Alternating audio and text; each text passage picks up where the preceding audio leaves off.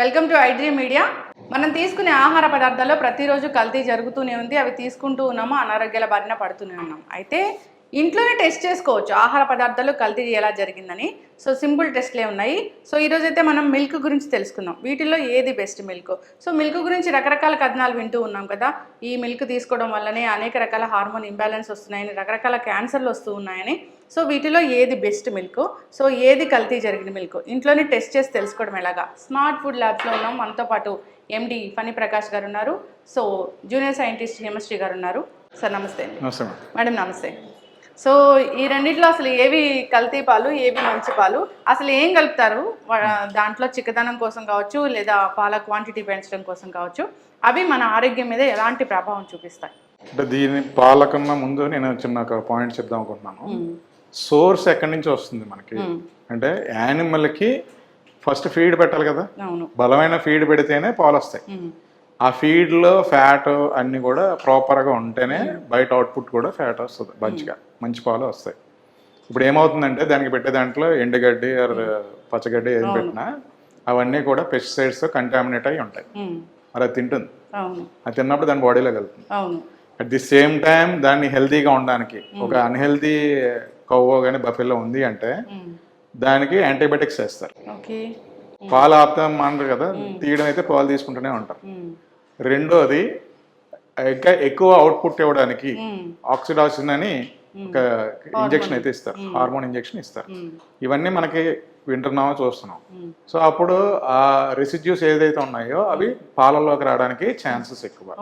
So threat ఎక్కడి నుంచి start అవుతుంది? సోర్స్ అంటే యానిమల్ ఫీడ్. యానిమల్ ఫీడ్ కూడా క్వాలిటీ ఫీడ్ పెడితేనే మంచి అవుట్పుట్ వస్తుంది. దీనికంటే ఏంటంటే రెగ్యులేషన్స్, స్ట్రాంగ్ రెగ్యులేషన్స్ రావాలి. ఎఫ్ఎస్ఎస్లో కూడా డ్రాఫ్ట్లో పెట్టారు. డ్రాఫ్ట్లో పెట్టింది ఇంకా ఫైనల్ బిల్ అవ్వలేదు. అది బిల్ కానీ పార్లమెంట్లో పాస్ అయితే we are really happy.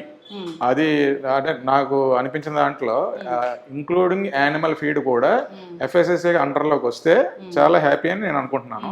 At the same time ఇంకొక థ్రెట్ ఏంటంటే కొన్ని కంపెనీలు ఫీడ్లో ఫ్యాట్ గ్లోబల్స్ ఇవన్నీ కూడా పెట్టి లైక్ మనం బిస్కెట్స్ ఎలా తింటాము అట్లాగే ఒక బిస్కెట్స్ లాగా చేసి దాన్ని యానిమల్ ఫీడ్గా వాడతారు.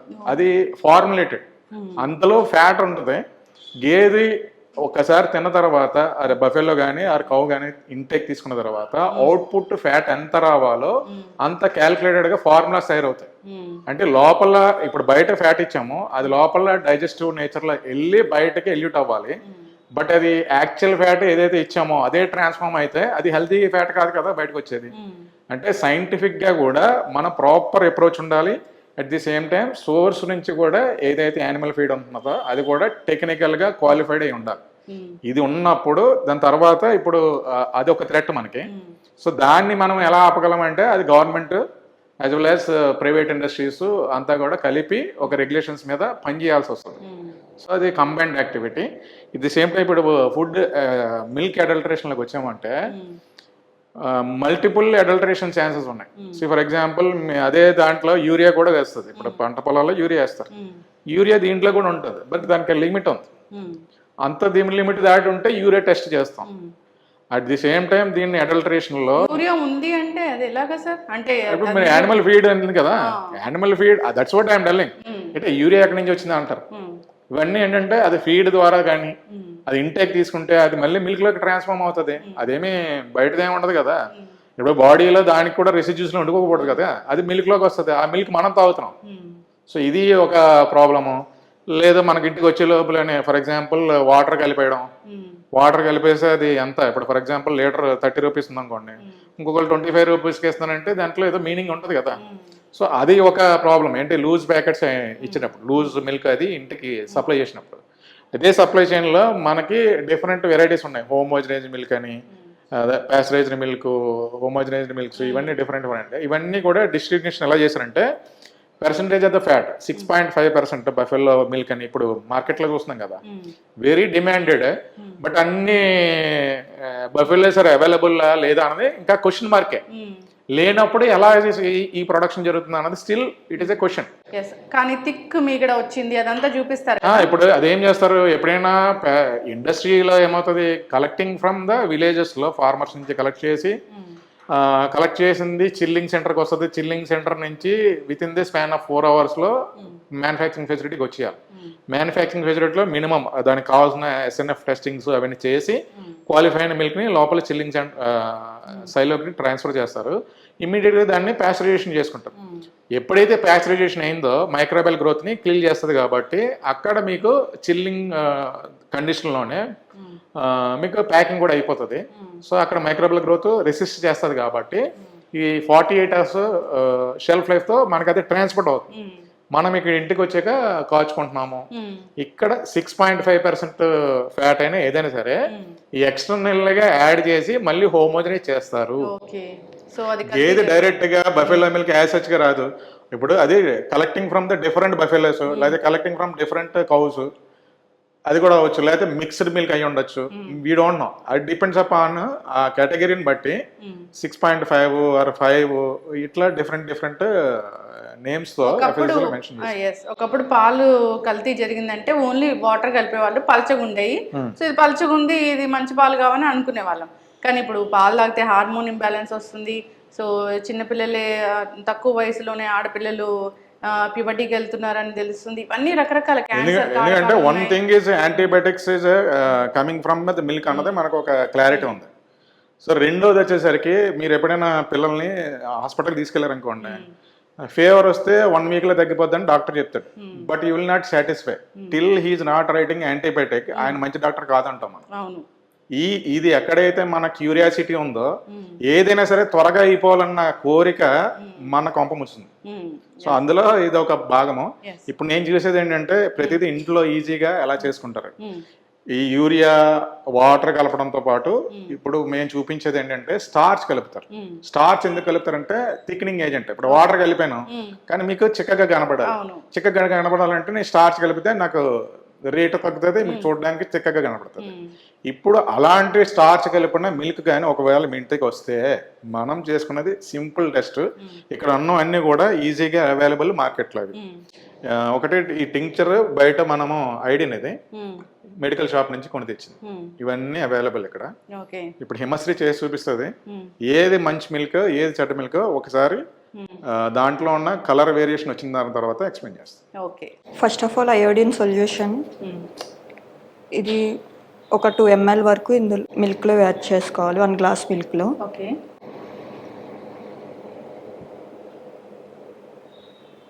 నెక్స్ట్ ఆల్సో ఇందులో కొంచెం యాడ్ చేసుకుంటాం.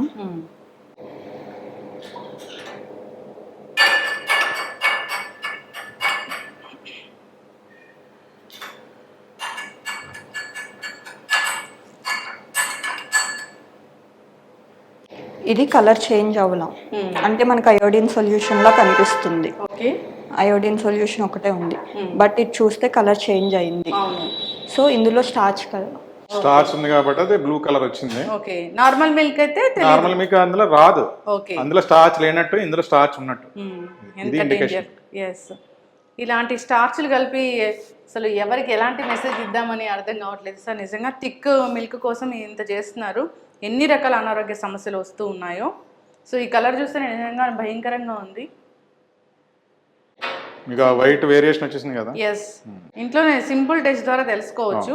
సో బయట దొరికే లూజ్ దొరికే మిల్క్ కన్నా ఈ ప్యాకెట్ మిల్కే మంచివేమో అనిపిస్తుంది ఇప్పుడు ఇది చూస్తే. అంటే అక్కడ అట్లీస్ట్ ఒక సిస్టమ్ ఉంటుంది.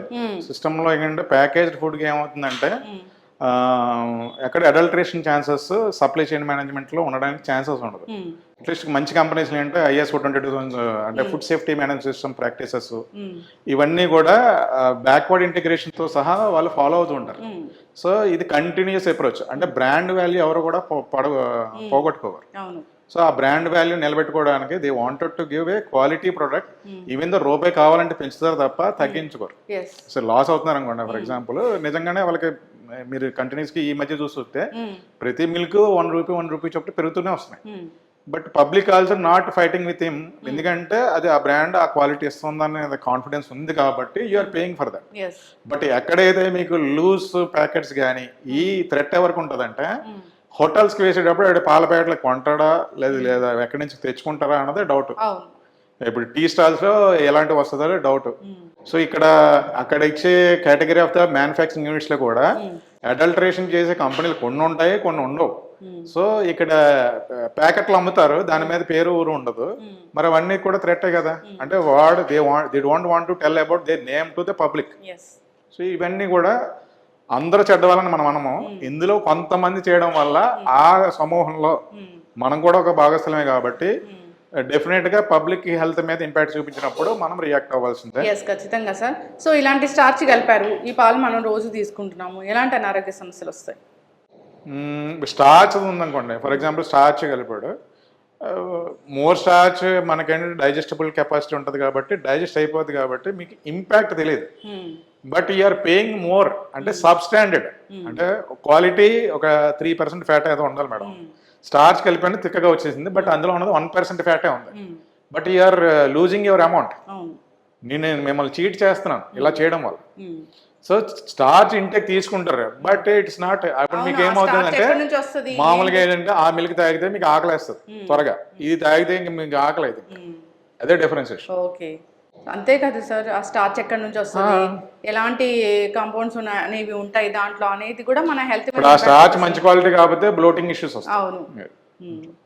పాలు తాగాము మనకి ఎందుకు ఆకలి వేయట్లేదు, పాలు తాగాము మనకు బలం రావట్లేదు, ఇలాంటి వింటూ ఉంటే సో ఇలాంటి సబ్ స్టాండర్డ్ చేసి అడల్టర్ చేసినప్పుడు ఇట్స్ ఎ బిగ్ క్రైమ్. ఖచ్చితంగా సార్.